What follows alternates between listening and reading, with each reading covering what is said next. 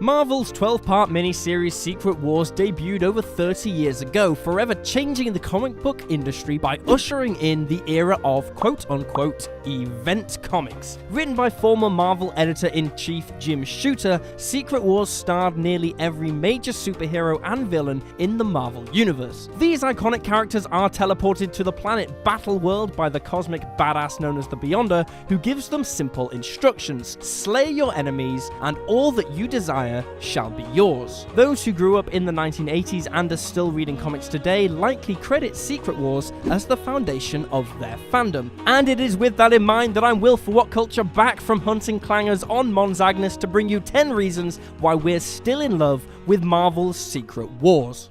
Number 10. The unique way it connects to the mainstream Marvel universe. When Secret Wars was first being developed, Marvel editor-in-chief and series writer Jim Shooter said the publisher settled on the title because Mattel, the company that produced the comics action figure line, believed kids responded well to the words secret and war. Still, proving the series was more than just another toy book, Shooter and Marvel came up with some other unique ways to play up the secret elements in a way that would also be consequential to all of their flagship comic book titles. For example, in early 1984, Spider-Man just showed up in Amazing Spider-Man number 252 wearing a new black costume. There was no explanation other than this was something he acquired while participating in Secret Wars. The mystery and intrigue of the new costume forced readers to check out the series for the full explanation, which wouldn't come until 8 issues into the series. The same thing happened with The Thing and the Fantastic Four. At the end of Secret Wars, Thing decides he wants to stay on Battleworld while She-Hulk joins Marvel's first family.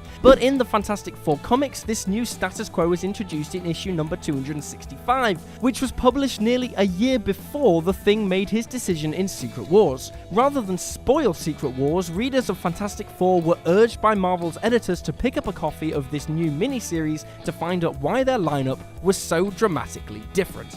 Number 9. The ambiguous way it cast the X-Men. At its core, Secret Wars is a comic book about good versus evil, nothing especially new right there, and it draws those lines between the two pretty clearly. Within the first few pages of Secret Wars number 1, the creative team gives the reader 2 double-spread splash pages, one depicting all the good guys huddled together, and another with all of the villains. The mutant X-Men are originally grouped with the heroes, but in a unique twist, the team's arch-nemesis Magneto is there alongside them. Magneto's presence causes immediate and understandable alarm among the good guys, and even the X-Men can't explain why the Beyonder made them all a package deal. Regardless, all of the mutants on Battleworld are eventually sent away from the rest of the heroes, creating a third subgroup that mostly operates on the side of good, but also has its fair share of confrontations with the likes of Spider-Man and the Wasp. While X-Men fans were maybe a little annoyed by the team's shoddy treatment, the subplot is actually a nice little nod to the group's origins. The uncanny X-Men were originally presented as a benign force that was misunderstood and mistrusted by the general public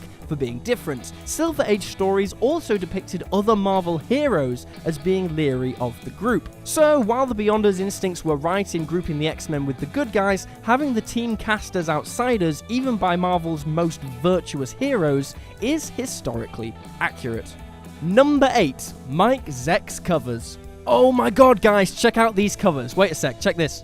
Hey, Dan! Put the covers on screen! Oh, just look at them! Zeck's work on Secret Wars launched him into the stratosphere to the point where he emerged from the 1980s as one of the greatest comic book artists of his generation. And all three are considered by many comic book fans as some of the greatest Marvel covers of all time.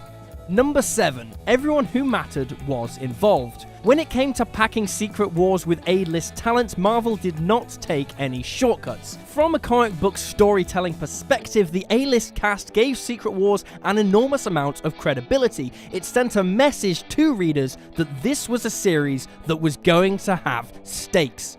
Number 6. The silly but fun character moments. Despite the size and scope of Secret Wars, writer Jim Shooter manages to pack in many moments of levity, demonstrating that even the most landmark of comic book events don't always have to take themselves too seriously. Such moments include the Wasp seducing Magneto in order to discover where his allegiances lie, and then pinching his cheek and calling him cute but pompous, or when the femme fatale Volcana falls head over heels for the meek Molecule Man. The series is filled with high-tension end-of-the-universe type scenarios, sure, but that doesn't mean it doesn't provide the right mix of jokes and humor. I guess kinda like the MCU does today.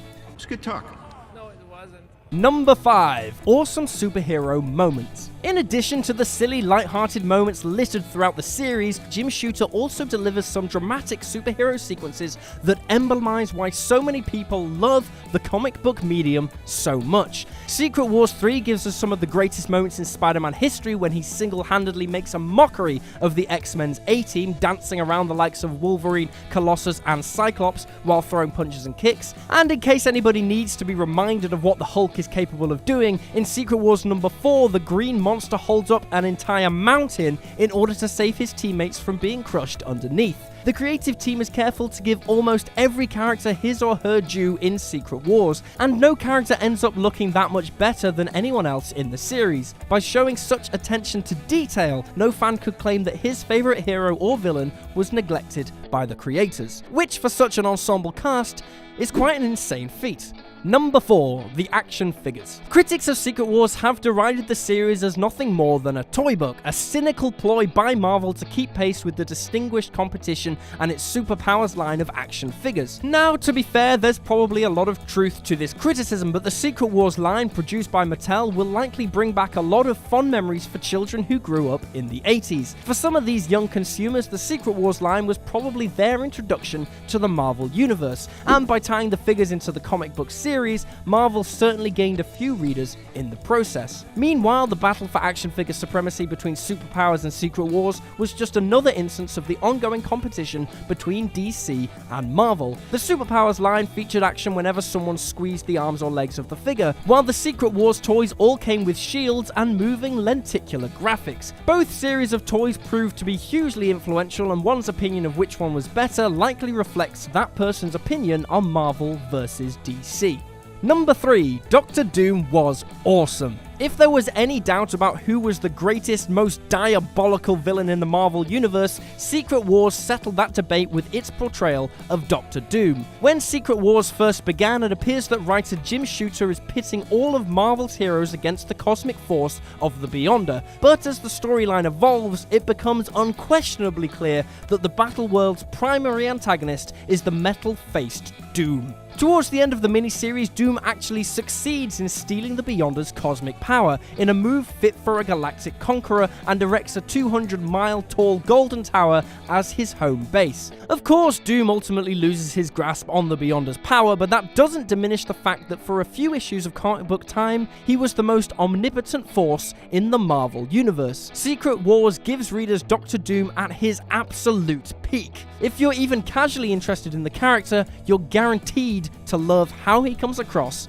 in this series. Number 2. It gave us Venom. Perhaps Secret Wars' most significant contribution to the Marvel Universe was that it introduced the comic book world to the alien symbiotes. The symbiote initially bonds to Spider-Man in Secret Wars number 8, giving us the black suits, the first major costume change in the character's career. After being rejected by Spidey, the alien would join up with the sociopathic Eddie Brock, leading to the birth of the supervillain Venom. While some believe that Venom and the symbiote would eventually be overused and overexposed by Marvel, when the character first burst onto the scene, there was no bigger phenomenon in comics. The muscle-bound killer who also possessed a warped moral code that made him somewhat sympathetic was arguably the most popular new Spider-Man villain created since the Silver Age of comics. The events from Secret Wars number 8 were referenced in Spider-Man comics multiple times in the months and years after the series was published, including Venom's origin story in Amazing Spider-Man number 300. And in terms of collectability, Secret Wars number 8 is the only issue in the series that is legitimately still sought after because it is the first appearance of the symbiote. Number 1. It was the industry's first big event. Many comic book fans today would argue that the industry is suffering from event fatigue, the overabundance of company-wide miniseries and crossovers that are marketed under the guise as being game changers but are ultimately just sales-driven gimmicks. But you'll gotta remember that without Secret Wars, we probably never would have got such significant events as the Infinity Gauntlet, Civil War, and Crisis on Infinite Earths. Because of that, even over 30 years later, Secret Wars is still considered the industry pioneer, the templates from which all other event comics were created. Sure, it's exhausting when Marvel and DC pump out these huge, long-winded crossovers that promise major status quo upheavals only to undo these changes in a few months, but there's nothing better than a well-done comic book event, and Secret Wars made all that possible.